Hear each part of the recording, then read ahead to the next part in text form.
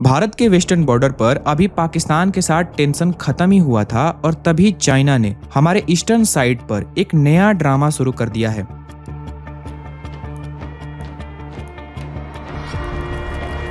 जब पूरी दुनिया शांति और इकोनॉमिक डेवलपमेंट की बात कर रही है, तब चाइना फिर से अपने पुराने एक्सपेंशन प्लान को लेकर एक्टिव हो गया है।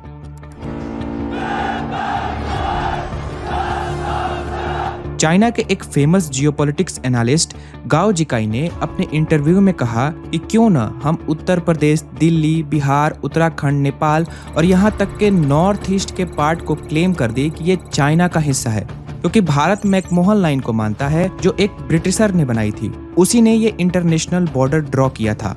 तो कल को चाइना के लोग भी कह सकते हैं कि हम यहाँ गाओ जिकाई लाइन को मानेंगे और इन सारे प्लेसेस को अपना हिस्सा बना लेंगे।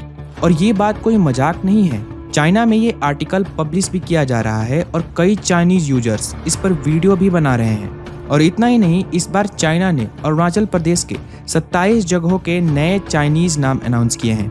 India's western border has been in the thick of conflict. Arunachal Pradesh में कुछ स्थानों के नाम बदलने का बेतुका काम किया है। China's efforts to rename locations in the Indian state of Arunachal Pradesh. लेकिन सवाल ये है, क्या चाइना सिर्फ नाम बदलकर ड्रामा कर रहा है या फिर इसके पीछे कोई बड़ी प्लानिंग छुपी है? आज के इस वीडियो में हम समझेंगे कि चाइना का असली प्लान क्या है, भारत का जवाब क्या है और दुनिया इसे कैसे देख रही है। तो वीडियो को अंत तक जरूर देखें।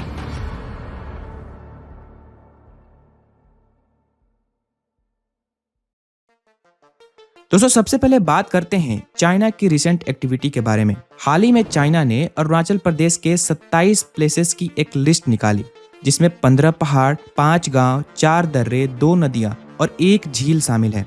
ये सारे प्लेसेस भारत के अरुणाचल प्रदेश में हैं, लेकिन चाइना दावा कर रहा है कि ये इलाके उनकी सीमा में आते हैं और इसी बहाने उसने इन जगहों का नाम बदलकर चाइनीज नाम रख दिए।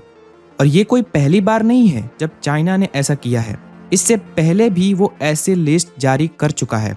पिछले 8 सालों में चाइना लगभग 80 जगहों के नए नाम रख चुका है और हर बार भारत ने चाइना के इस दावे को साफ तौर पर नकारा है। लेकिन इसके बावजूद चाइना बार बार वही दोहराता जा रहा है। दोस्तों, अरुणाचल प्रदेश भारत के मैप में सबसे पूर्वी हिस्से में है और इसका नाम ही इसकी कहानी बताता है। अरुण का मतलब होता है सूर्योदय। ये वो जगह है जहां भारत के नॉर्थ ईस्ट कॉर्नर से सूर्य सबसे पहले उगते हैं, इसलिए इसे अरुणाचल कहा गया। लेकिन चाइना इसे एक इंडिपेंडेंट इंडियन स्टेट नहीं बल्कि साउथ तिब्बत कहकर क्लेम करता है। असल में अरुणाचल प्रदेश का इतिहास ऐसा रहा है कि ना तो ये कभी ब्रिटिशर्स के डायरेक्ट कंट्रोल में था और न ही चाइना के। जब 1912 में चाइना की किंग डायनेस्टी गिर गई, तब तिब्बत ने खुद को एक इंडिपेंडेंट कंट्री डिक्लेयर कर दिया। इसके बाद 1940 में शिमला में एक समझौता हुआ, जिसे शिमला एग्रीमेंट कहते हैं। इस एग्रीमेंट में ब्रिटिश इंडिया, तिब्बत और चाइना के रिप्रेजेंटेटिव को बुलाया गया। इस समझौते में इंडिया और तिब्बत के बीच बॉर्डर लाइन फिक्स की गई, जिसे मैकमोहन लाइन कहा गया, और इसके तहत अरुणाचल प्रदेश भारत का हिस्सा माना गया। चाइना ने उस मीटिंग को ऑफिशियली एक्सेप्ट नहीं किया, क्योंकि उसका कहना था कि तिब्बत खुद डिसीजन नहीं ले सकता। लेकिन उस वक्त चाइना खुद इंटरनल प्रॉब्लम से जूझ रहा था, इसलिए इस इशू पर फोकस नहीं किया। लेकिन 1950 में जब चाइना ने तिब्बत पर कब्जा कर लिया, तब से उसने क्लेम करना शुरू किया कि अरुणाचल प्रदेश उसका हिस्सा है, क्योंकि तवांग जैसे बुद्धिस्ट रिलीजियस साइट्स अरुणाचल में है जो तिब्बत के कल्चर से जुड़े हैं। लेकिन भारत ने 1947 के बाद अपने हर मैप में अरुणाचल प्रदेश को अपना हिस्सा दिखाया और दुनिया के देशों ने भी इसे एक्सेप्ट किया। पंडित नेहरू ने चाइना के साथ पीसफुल रिलेशन बनाने के लिए पंचशील प्रिंसिपल बनाए थे। लेकिन फिर भी 1962 में चाइना ने भारत पर वॉर थोप दिया। उस वॉर में चाइना ने अरुणाचल प्रदेश में घुसने की कोशिश की, लेकिन इंडियन आर्मी ने उसे वापस ढकेल दिया। तब से लेकर आज तक जब भी चाइना अरुणाचल प्रदेश को लेकर क्लेम करता है, भारत बिल्कुल क्लियर मैसेज देता है, अरुणाचल प्रदेश भारत का अभिन्न अंग है और इस पर किसी भी तरह की इंटरफेरेंस बिल्कुल बर्दाश्त नहीं की जाएगी। आप सोच रहे होंगे कि सिर्फ नाम बदलने से आखिर क्या फर्क पड़ता है, लेकिन दोस्तों, जियोपॉलिटिक्स में ऐसे दिखावा वाले कदम कभी कभी बहुत बड़े असर डालते हैं। ये सिर्फ एक फॉर्मल या सिंबॉलिक स्टेप नहीं है, बल्कि एक सोची समझी स्ट्रेटजी का हिस्सा है, जिसे कहते हैं सलामी स्लाइसिंग। सोचिए, कोई आदमी हर दिन आपकी जमीन को 1-1 इंच करके अपनी जमीन में मिलाता जा रहा हो। रोज एक छोटी सी हरकत करता है जिससे आपको गुस्सा तो आए, लेकिन आप उससे झगड़ा नहीं कर सकते। और फिर कुछ महीने बाद आप देखते हैं कि आपकी आधी जमीन उसने कब्जा ली। यही सलामी स्लाइसिंग का तरीका है, धीरे धीरे कब्जा जमाना।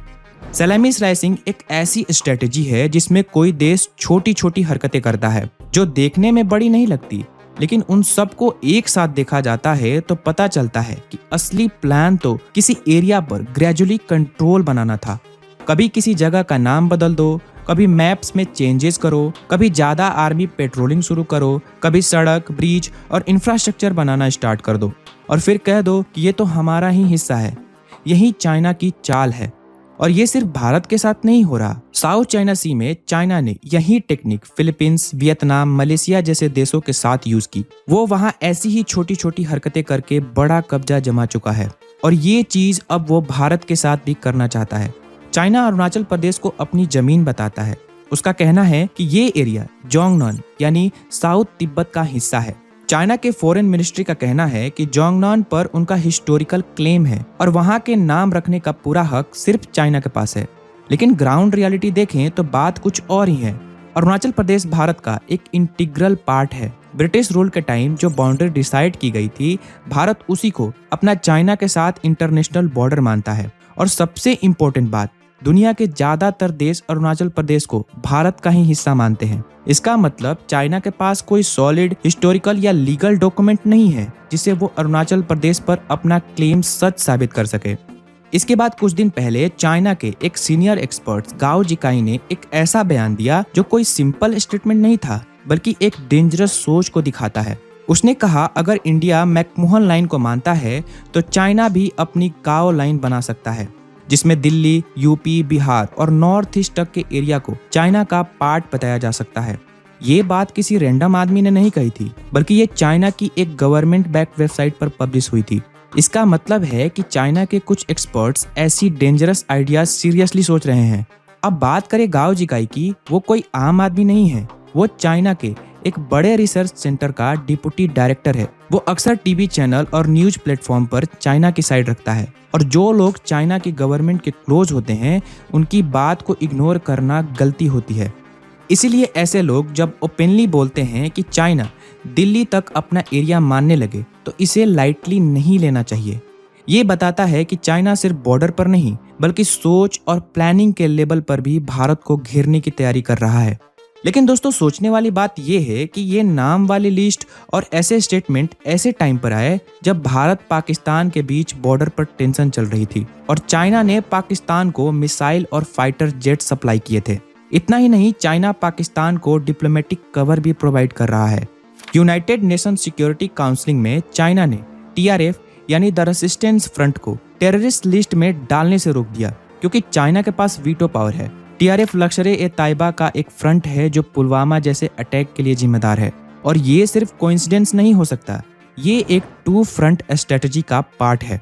वेस्ट में पाकिस्तान के थ्रू प्रेशर, ईस्ट में अरुणाचल प्रदेश के नाम बदलकर प्रोवोकेशन। चाइना चाहता है कि भारत दोनों बॉर्डर पर मिलिट्री, डिप्लोमेटिक और इकोनॉमिक लेवल पर इंगेज हो जाए, जिससे भारत हर तरह से कमजोर हो जाए।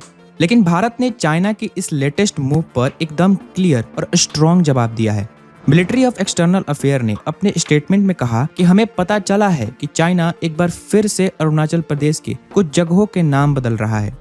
ये एक बेकार कोशिश है, हम इसे पूरी तरह से रिजेक्ट करते हैं। सिर्फ नाम बदलने से ये सच नहीं बदलेगा। अरुणाचल प्रदेश भारत का एक हिस्सा था, है और हमेशा रहेगा। इस स्टेटमेंट से क्लियरली दिखाई दे रहा है कि भारत अपनी टेरिटरी को लेकर किसी भी तरह से कॉम्प्रोमाइज नहीं करेगा। भारत चाइना के थ्रेट को अच्छे से समझ रहा है, इसलिए इसका रिस्पॉन्स भी मल्टी लेवल पर दिया जा रहा है।